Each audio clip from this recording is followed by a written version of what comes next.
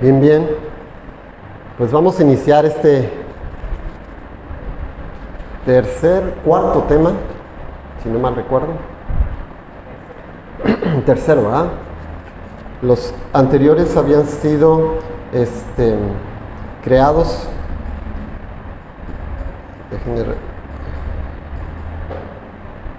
Creados y redimidos para adorarte. Habían sido dos partes. Esta es la tercera parte. Lleva por nombre la adoración y el evangelio.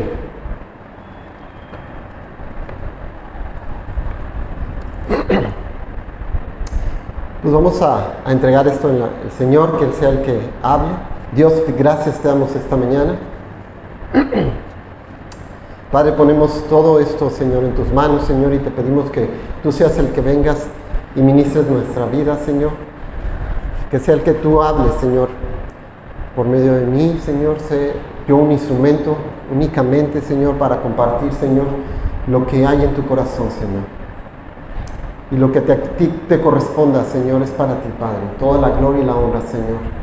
Padre, nuestro deseo es poder adorarte y poder bendecirte, Señor, de una mejor forma, Señor. Es por ello que aquí, Señor, estamos preparándonos, Señor, para poder hacer las cosas de manera correcta, Señor, como a ti te agrada, Señor, como es digno de un Dios, un Rey, Padre. Bendecimos este tiempo, Señor. Agradecemos, Señor, tu presencia en este lugar, Señor, porque tú eres bueno y eres misericordioso, Señor. Bendecimos este tiempo, Padre, en el nombre de Jesús, Señor. Amén. Amén. Pues como les decía, el nombre de esta plática se llama La adoración y el evangelio. Y como sabemos, uno de los temas más difíciles, más conflictivos dentro de la iglesia es la alabanza dentro del culto público, un culto congregacional, ¿sí? Y bueno, de ahí surgen algunas preguntas y algunas interrogantes sobre qué clase de himnos o cantos debemos nosotros de cantar para adorar en el Señor. ¿Cuáles son los estilos de música, ¿sí?, que podemos usar? Y por ende, ¿cuáles serían los instrumentos que podemos usar dentro de la congregación? Es algo que por mucho tiempo ha traído de repente ciertas dificultades, ciertas asperezas dentro de la iglesia. Pero pues lamentablemente este tema de repente se hace como un diálogo de sordos, porque nadie hace caso de lo que está diciendo las demás personas, ¿sí? Nadie toma como algo para sopesar, ¿sí?, los objetivos y argumentos que tienen las otras personas, de las que piensan diferente que uno. Por un lado, por ejemplo, muchos abogan por la himnología tradicional. Y bueno, presuponen que los que están a favor de la himnología o los cantos contemporáneos, ¿sí?, simplemente dicen que se han alejado y se arrastran por la mundanidad, ¿sí?, por lo que está llevando la corriente del mundo. Así llevan a la iglesia. Mientras los que defienden la música contemporánea, ¿sí?, asumen que los tradicionistas, los que nada más usan la himnología tradicional, dicen que sus verdaderos argumentos no tienen una postura fuerte, ¿sí?, sino que simplemente están tratando de imponer a los demás, ¿sí?, sus preferencias. Y bueno, este asunto, esta situación se agrava cuando por discusiones de repente surgen terminologías, surgen frases, surgen situaciones, ¿sí?, en debate en la iglesia. Por ejemplo, dice, si una persona dice que en la iglesia solo debemos de usar el estilo de música que agrada a Dios, pues muchos van a decir, ¿verdad?, con un amén, adelante, ¿verdad? Eso es lo que debemos de hacer. ¿O no lo harían ustedes? Sí, ¿verdad? Pero realmente ese tipo de expresiones suena muy piadosas, muy bonitas, muy bíblicas, pero en realidad no significan mucho, ¿sí? ¿Debemos usar el estilo de música que agrada a Dios? El problema está, y es muy difícil y casi de repente puede ser imposible, ¿sí?, en ponerse de acuerdo en cuál es el estilo de música que agrada a Dios. Y es probable que tengamos dentro de una iglesia, dentro de un auditorio, distintos tipos de gente. Por ejemplo, hay quienes, ¿sí?, abogan por los himnos tradicionales, ¿sí? Hay gente que está contento cuando se cantan himnos tradicionales. Pero también dentro de la misma iglesia tenemos gente que aboga por otros estilos de música, como es el rock pop, ¿sí? Unos de repente dirán, bueno, a mí soy del agrado de la bachata y de la cumbita, ese estilo de música, ¿sí? Otros se van muy al extremo, donde promueven el hip hop o hasta el rap. Entonces, pensar en una categoría de música contemporánea, pues muchos van a decir, bueno, al estar a favor de la música contemporánea, entonces se puede hacer una pregunta. ¿Significa esto que estás poniendo un sello de aprobación de todo lo que se está produciendo en cuanto a música el día de hoy, al estar a favor de esa música contemporánea? Pero por el otro lado, ¿sí?, aquellos que están, ¿sí?, a favor de los himnos tradicionales, ¿sí?, podrán decir que están condenando todos los compositores, ¿sí?, cristianos de esta nueva generación. Entonces, están los dos polos. Y si nos damos cuenta, es un problema en este uso de terminología. Y pues, con toda esta situación de formas de pensar en la iglesia, pueden surgir preguntas como, ¿cuál es el criterio de evaluación que nosotros debemos de usar?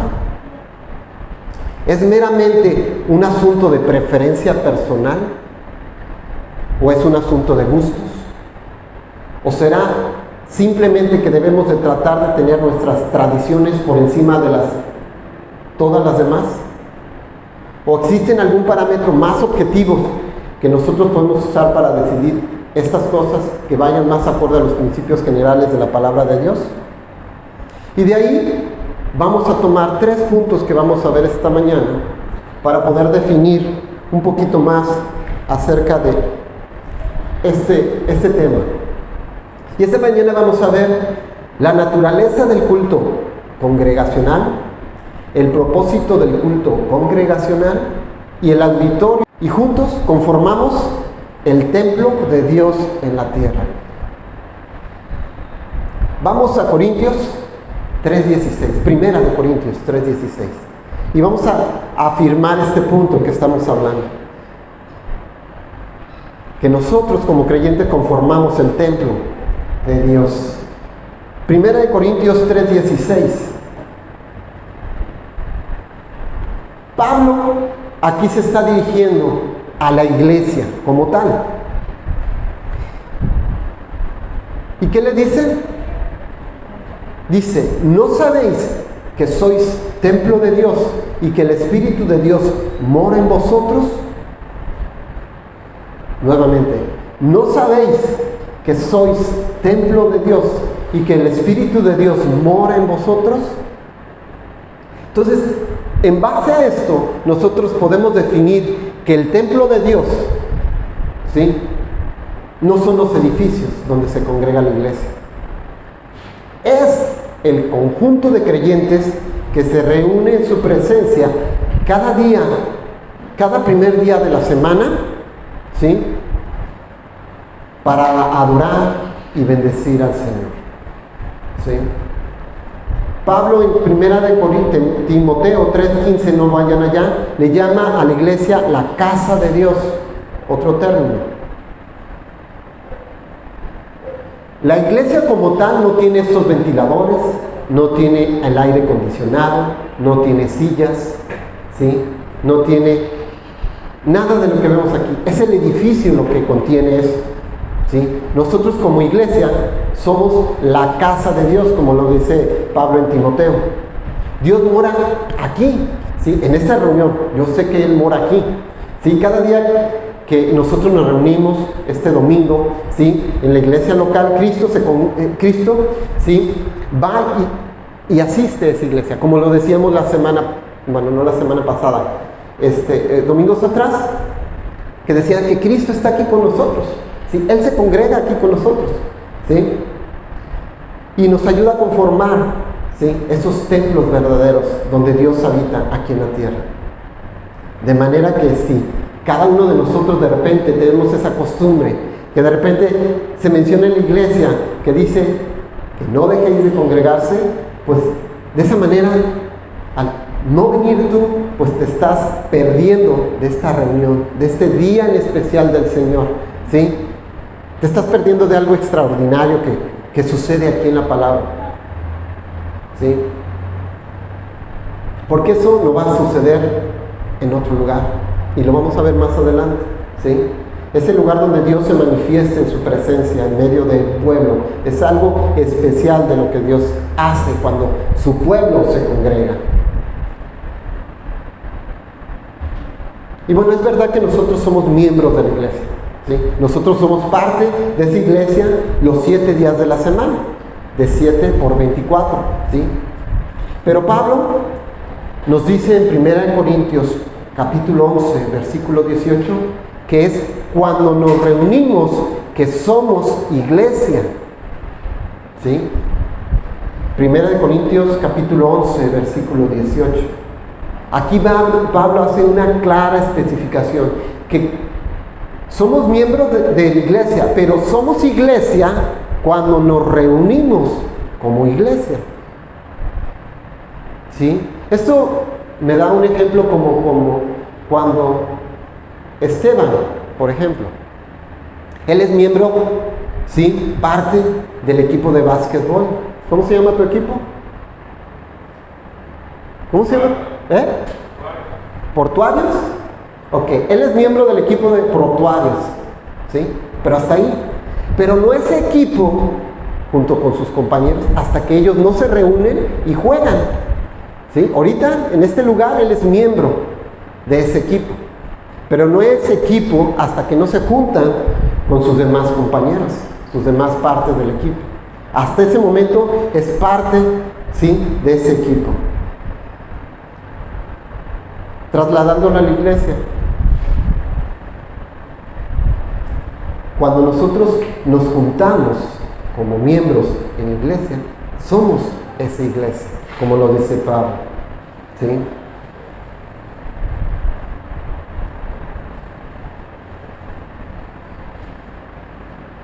Dios había designado, lo habíamos estudiado tiempos atrás,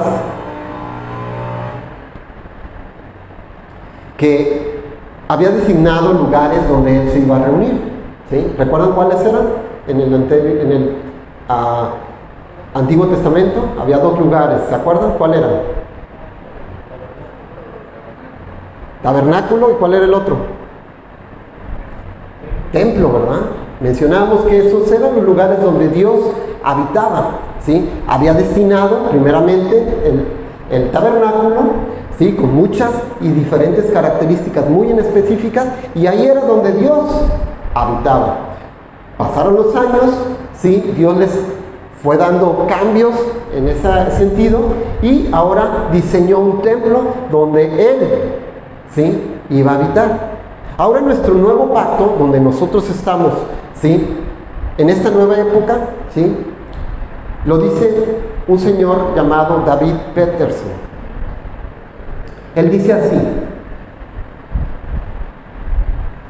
Él es el Señor quien viene a su pueblo donde quiera que se reúne en su nombre. El Señor viene a su pueblo. Y podemos tomar esta frase que dice: nos encontramos con Dios al encontrarnos con los demás, ¿sí? Nos encontramos con Dios al encontrarnos con los demás. Esto hace énfasis, ¿sí? Y hincapié a que somos iglesia cuando nos reunimos todos los miembros. Tú no puedes ser iglesia en tu casa tú solo. ¿sí? En base a lo que dice Pablo, que somos iglesia cuando nos reunimos, ¿sí? Y nos reunimos en el nombre de Jesús. Ahora, exactamente, ¿qué es lo que nosotros venimos a hacer aquí? Esto puede servir o ser como una pregunta muy obvia. ¿Qué es exactamente lo que venimos a hacer aquí? ¿Qué es lo que perseguimos al reunirnos como iglesia? Y eso nos lleva al segundo punto, el propósito de nuestra reunión congregacional. Si como dice la Biblia que somos un grupo de adoradores, ya esto lo hemos ido estableciendo en temas anteriores, es obvio que al reunirnos los domingos vamos a adorar a Dios como adoradores.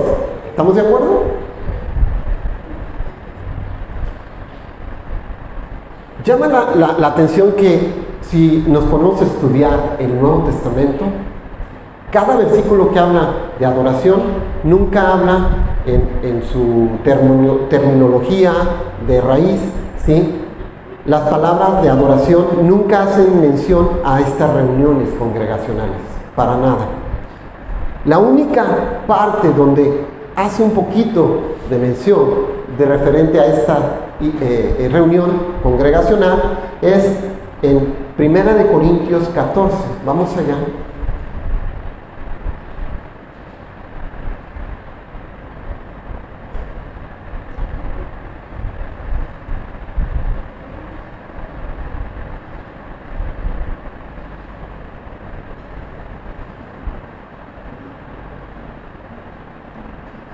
En esta parte de la Biblia nunca la palabra adoración hace referencia a estas reuniones, ¿sí?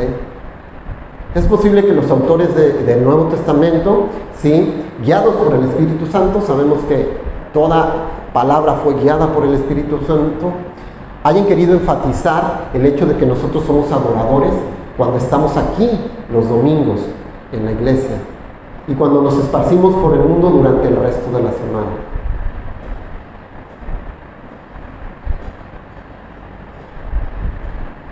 De manera que sí es bien cierto que la adoración a Dios, la gloria a Dios, la exaltación de Dios es el propósito final de todos nosotros como creyentes.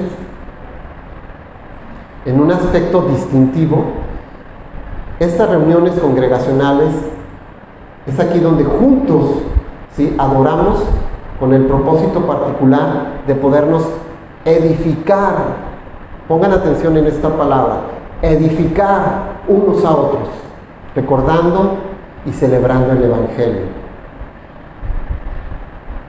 Y lo vamos a ver aquí en 1 Corintios 14.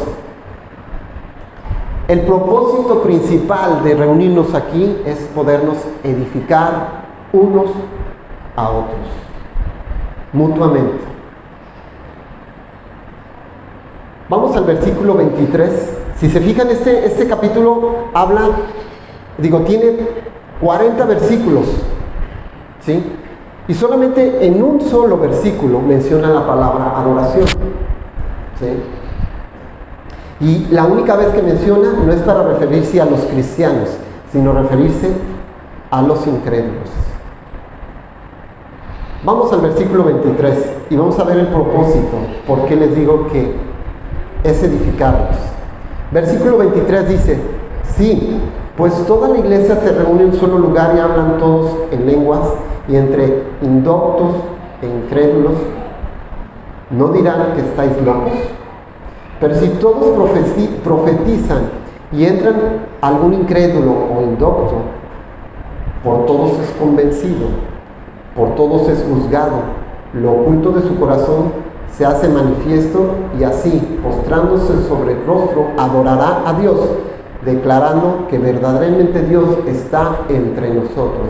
En este versículo 23 es el único lugar donde habla de la adoración.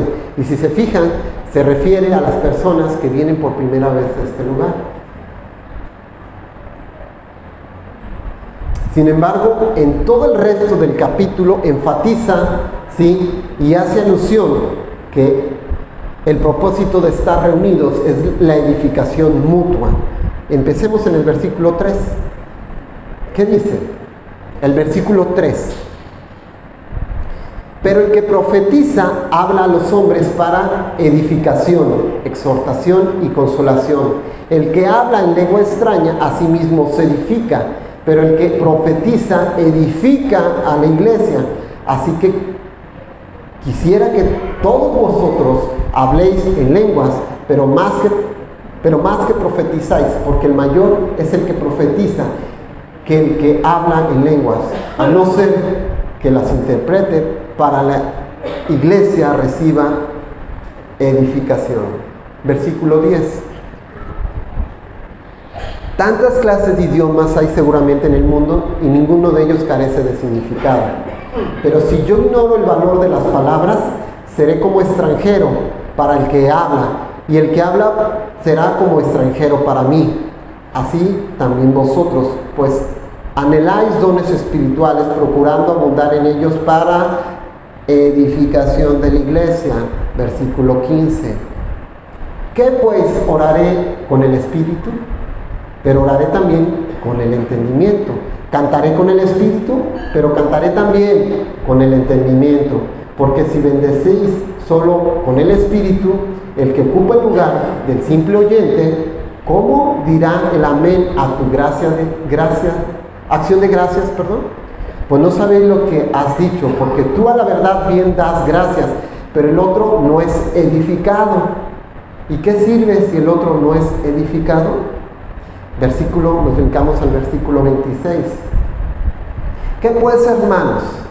Cuando os reunís, cada uno de vosotros tiene salmo, tiene doctrina, tiene lengua, tiene revelación, tiene interpretación.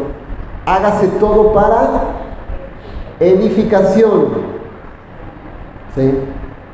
Yo creo que aquí vemos cómo es obvio, ¿sí?, el énfasis que hace hacia la edificación de la iglesia. Todos hacemos la iglesia y tenemos ese propósito de edificarnos unos a otros. Ahora, ¿sabemos qué significa esto? Significa que estos cultos, estas reuniones, no pueden ser planeadas, no deben de ser planeadas, ¿sí? En muchas iglesias, ¿sí?, se planean las reuniones. He sabido que los músicos de repente dicen: no, esta canción, esta les va a pegar, vas a ver, lo vas a hacer llorar a todo el mundo. Esta canción vas a ver que, no, va a hacer que todos los pecadores se arrepientan. Y van planeando, ¿sí?, el proceso de la reunión, ¿sí? Pero planificar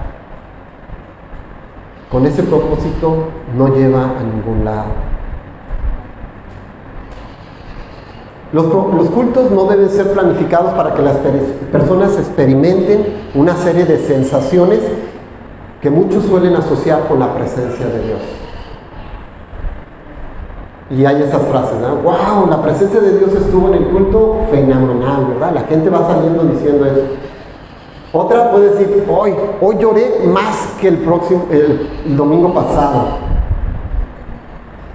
Y bueno, a eso nos lleva en un momento a decir que las lágrimas son un termómetro para saber si Dios estaba ahí o si Dios no estaba ahí. Y bueno, ahora entonces, ¿cómo nosotros podemos medir la presencia de Dios en la reunión? Y con eso podemos decir que la congregación, la iglesia, la reunión congregacional no debe de ser evaluados con un emocionómetro, que muchos lugares hacen eso. Mucha emoción, mucho sentimiento en las reuniones. Con eso no podemos decir, o no podemos irnos del otro lado, donde no podemos cerrar los ojos, no podemos levantar la mano, ¿sí?, no podemos hincarnos, no podemos llorar. No quiero decir eso, ¿sí? Nosotros estamos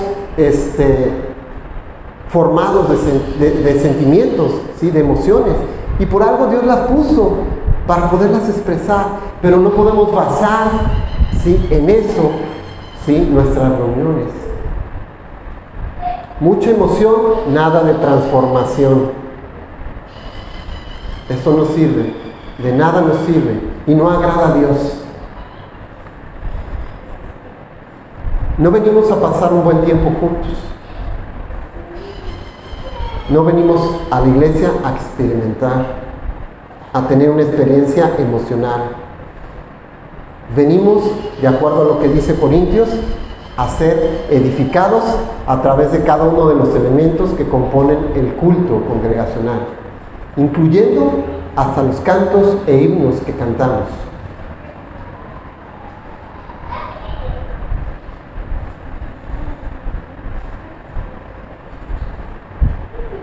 Pablo hace énfasis en Colosenses capítulo 3, versículos 16, hablando de los cantos y himnos que nosotros cantamos, porque ellos son parte de la edificación que corresponde a la iglesia.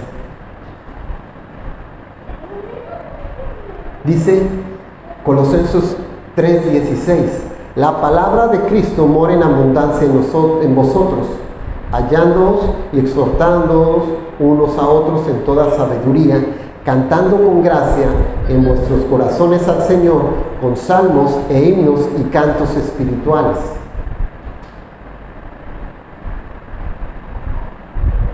Aquí ven cómo el Señor nos enseña que con esos cantos podamos cantar con gracia, en sabiduría, pudiendo enseñar y exhortando a los demás.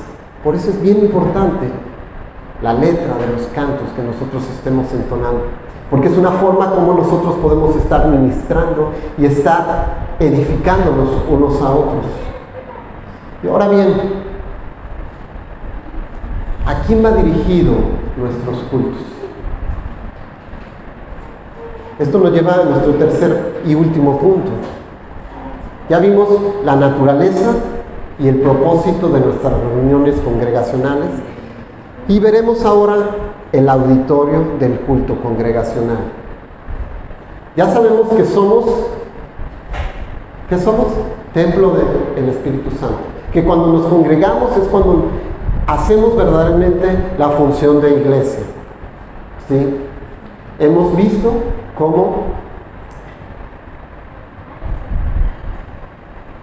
y aprendido el propósito principal de estar aquí, que es edificarnos unos a otros. Ahora, ¿quién es el auditorio? ¿Quiénes son las personas que conforman este culto congregacional? ¿Quiénes están dispuestos a escuchar lo que hacemos aquí? Tenemos 3 auditorios. Y el principal y el más importante, y en primer lugar, y por encima de todo, es ¿quién? Nuestro Señor, ¿verdad? Él es nuestro principal auditorio. Recuerden, nosotros hemos venido a congregarnos en su presencia. Dios no necesita intermediarios, ¿sí? Porque Él está aquí. Él está en medio y es el principal auditorio de este lugar. Él y solo Él es el objetivo de nuestra alabanza, de nuestra adoración. Si hay algo que nosotros debemos de desear es que con todas nuestras fuerzas, con todo nuestro corazón, ¿sí?, Dios sea agradado con lo que hacemos aquí. Vean lo que dice el Salmo 22.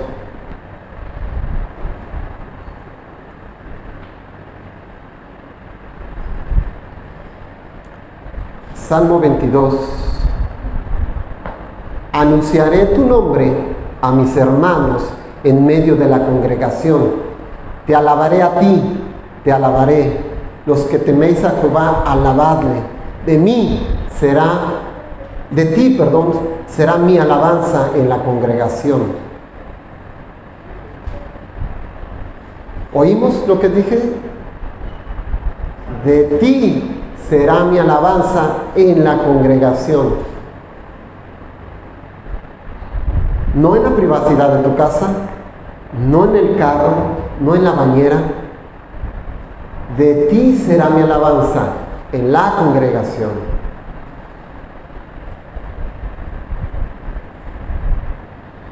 Salmo 29, 1 y 2.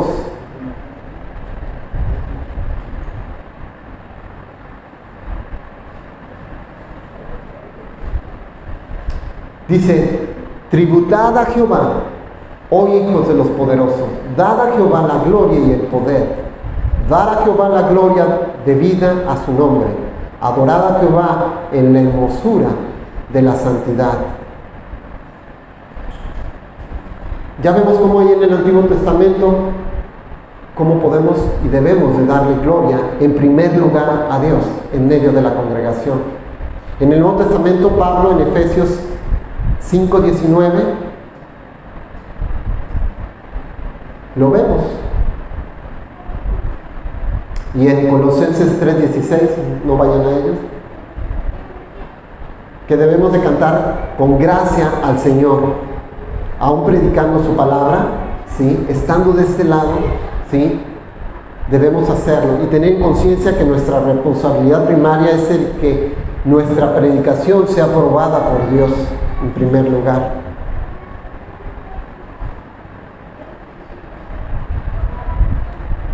En 2 Corintios capítulo 12 versículo 17 habla que los predicadores predican de parte de Dios y delante de Dios, de tal forma que el Dios Trino es el principal auditorio en este lugar.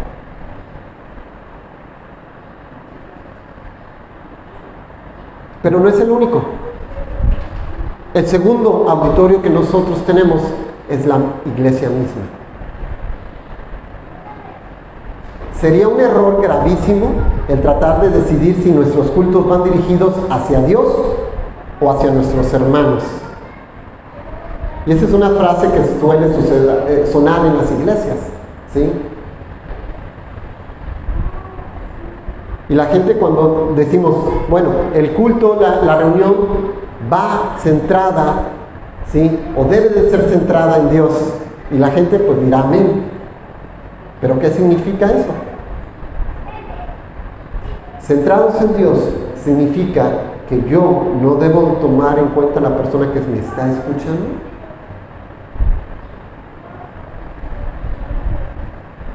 No.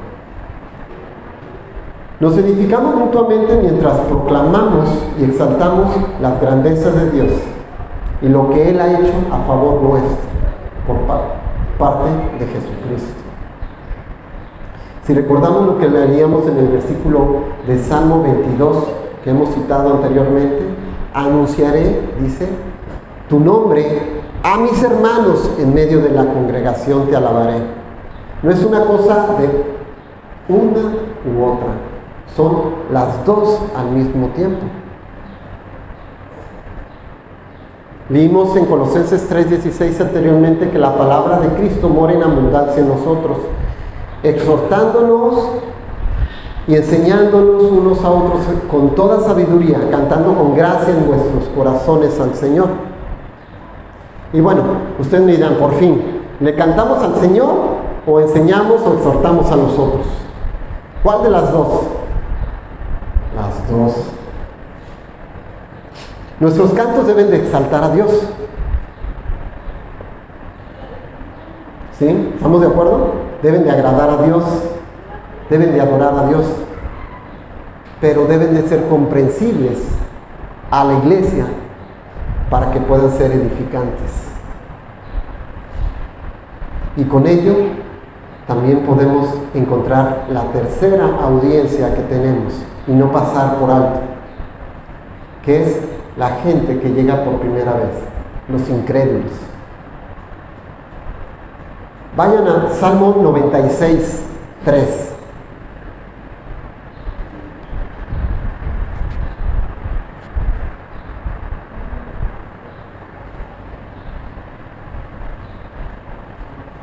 Dice, proclamar entre las naciones su gloria en todos los pueblos, sus maravillas, porque grande es Jehová y digno de suprema alabanza.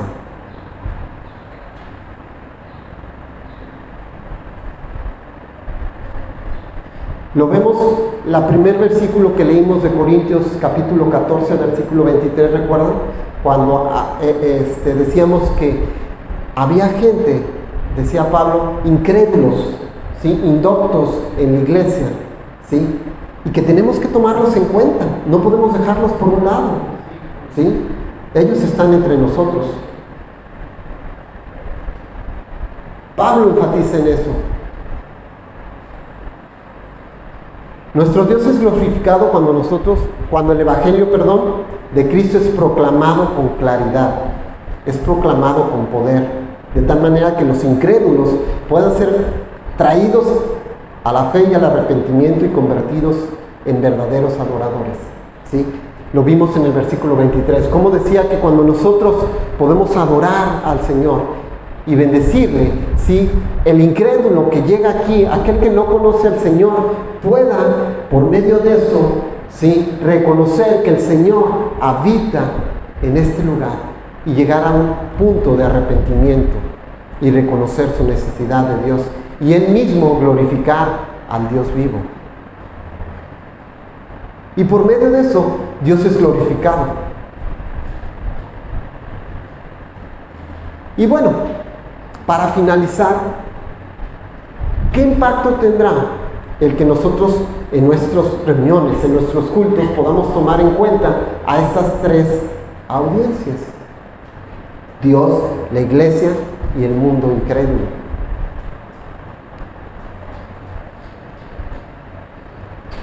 Primero pensemos un poco en el lenguaje que usamos.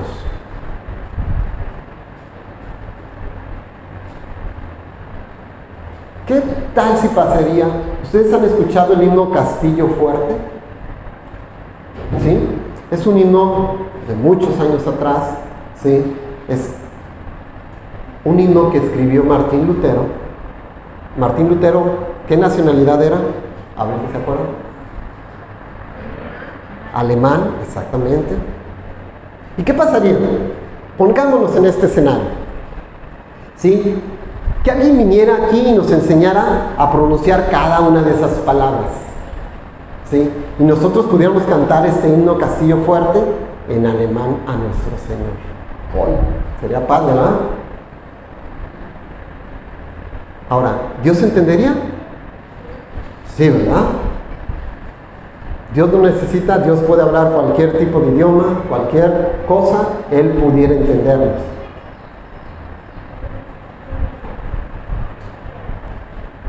Ahora, Dios lo entiende, pero tú no le entenderías. A lo mejor aprenderías cómo se pronuncia, no sé cómo se pronunciaría en el alemán esas palabras, pero tú sabrías y entenderías esas palabras.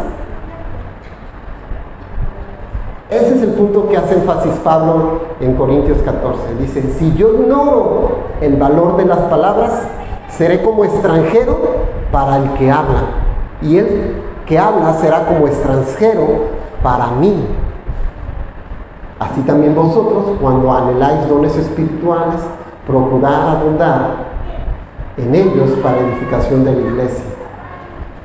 Y esto lleva a que puede suceder también que en nuestro mismo idioma surgen esas cuestiones. A veces en la iglesia se la pasa hablando la gente en cristianés.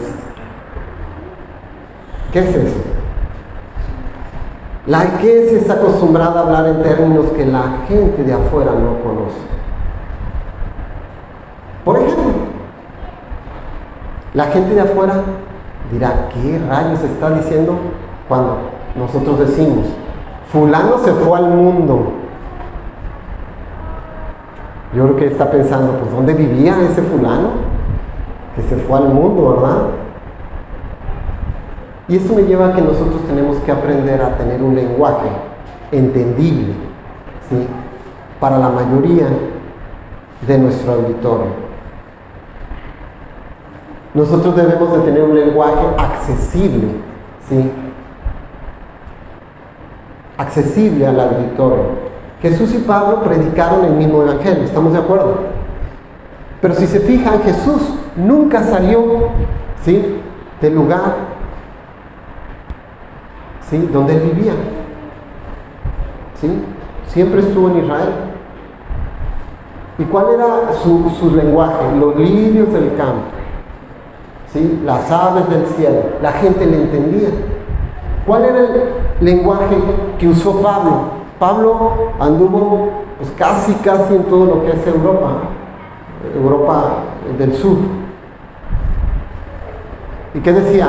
El estadio, el corredor del estadio, el soldado romano. Era un lenguaje que su audiencia lo entendía. Y ellos no hicieron ningún tipo de ajuste al Evangelio. ¿Sí? Aún por vivir en distintas culturas. Nosotros no vamos a hacer ningún tipo de ajuste al Evangelio por tal de que la gente ¿sí? no reciba ese Evangelio como tal, como otras iglesias pueden llegar a ser. Y dicen, a ver, ¿qué vas a predicar? No, pues no hables tanto del pecado, porque hay gente que se puede molestar. Ay, soméralo, ¿sí?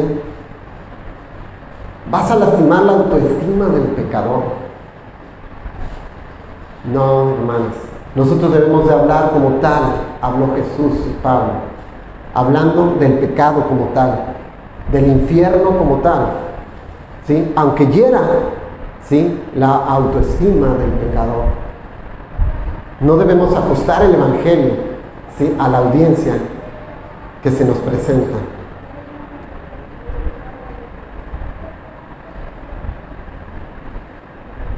Ellos, Pablo y Jesús, tenían un lenguaje accesible cuando ellos hablaban.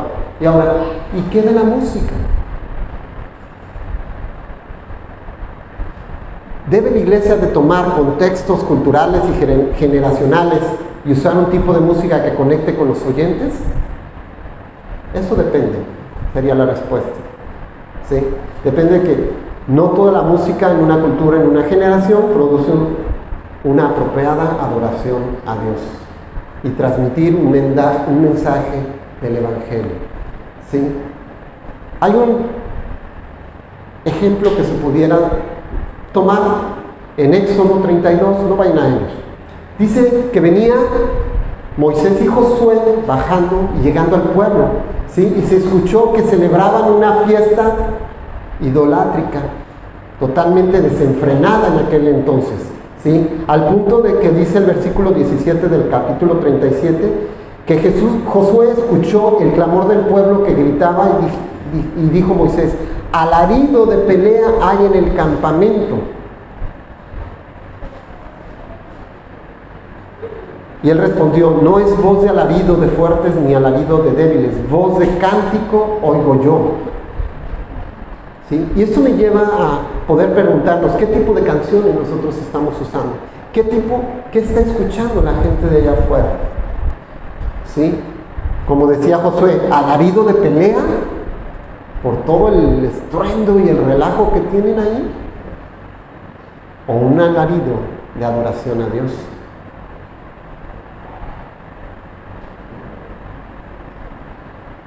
Otro ejemplo en el capítulo 11 de Mateo hace probar este punto que estoy hablando acerca de no todo estilo musical es apropiado para todo. Versículo 16 de Mateo 11. Cristo dice: vino Juan el Bautista, que ni come ni bebe, y dicen: demonio tiene. Vengo yo, que como y bebo, y también dicen que demonio tengo. O sea, aquí qué onda, ¿verdad? Y en el versículo 16 viene una pregunta: ¿a qué compararé esta generación? Dice, es semejante a los muchachos que se sientan en las plazas y dan voces a sus compañeros diciendo: os tocamos flauta y no bailasteis, os endechamos y no lamentasteis. En otras palabras, estos muchachos se sientan en el parque y dicen: ¿vamos a jugar a la fiesta? Ay, no. A mí no me gusta jugar ese tipo de juegos, porque es demasiado alegre. Bueno, entonces, ¿jugamos al funeral? No, espérate, tampoco. No me gusta ese tipo de juegos porque es demasiado triste. ¿Qué es lo que quieres entonces que hagamos? Jesús está presuponiendo, que hay un tipo de música que es apropiado para el baile, ¿sí? Que no es apropiado para el funeral. Con eso decimos que no todo el estilo de música es apropiado para todo. Sin embargo, al mismo tiempo debemos de decir que los estilos musicales que nosotros podamos usar en la iglesia deben de ser accesibles al auditorio que tenemos por delante. Aquí está esa palabra clave, accesibilidad. Si se fijan, nosotros aquí en la congregación tenemos, casi no hay jóvenes, ¿sí? Entonces, podemos nosotros basarnos un poquito en eso para nosotros saber qué estilo de música poder escuchar y tocar aquí en la iglesia.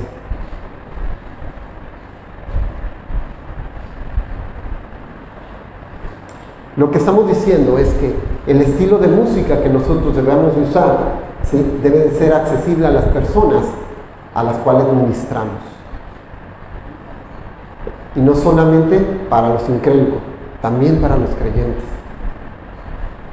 De manera que puede ser un vehículo eficaz para la transmisión de la letra.